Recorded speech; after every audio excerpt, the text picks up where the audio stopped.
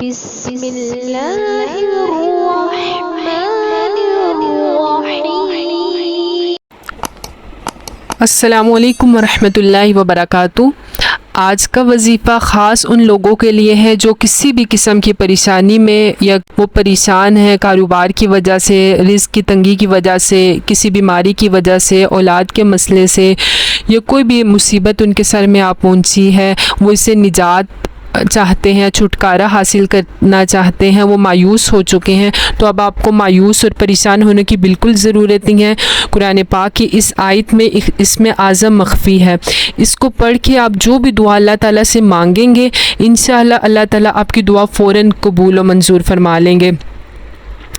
अगर वीडियो अच्छी लगे तो इसको अपने दूसरे मुसलमान बहन भाइयों के साथ सदका जारिया समझ के शेयर कीजिएगा। हो सकता है कि कोई आपकी तरह कोई भी मुसीबत या परेशानी में मुब्तला हो, तो आपके एक शेयर करने से उसकी मुसीबत या परेशानी ख़त्म हो जाए और उसके दिल से आपके लिए दुआ निकले, यह आपके लिए भी सदका जारिया बनेगी इंशाअल्लाह। और वीडियो अच्छी लगे तो इसको लाइक ज़रूर कीजिएगा। वजीफ़ा ये है सूरह अंबिया की आयत नंबर 87। इसमें आज़म मख्फ़ी है।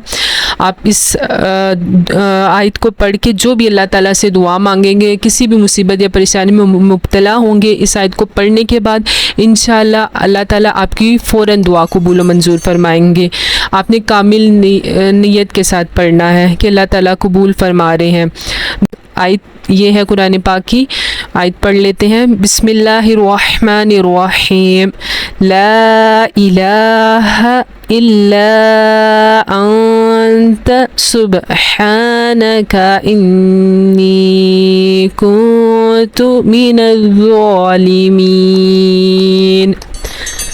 आपको कोई भी मुसीबत या परेशानी है, आपने इसका विर्द करते रहना है। इंशाअल्लाह इसको करके जो भी अल्लाह ताला से दुआ मांगेंगे, आपकी दुआ फ़ौरन कबूल व मंजूर हो जाएगी। आपकी मुसीबत या परेशानी जो भी है वो ख़त्म फरमा देंगे अल्लाह ताला। जज़ाकल्लाहु खैरा।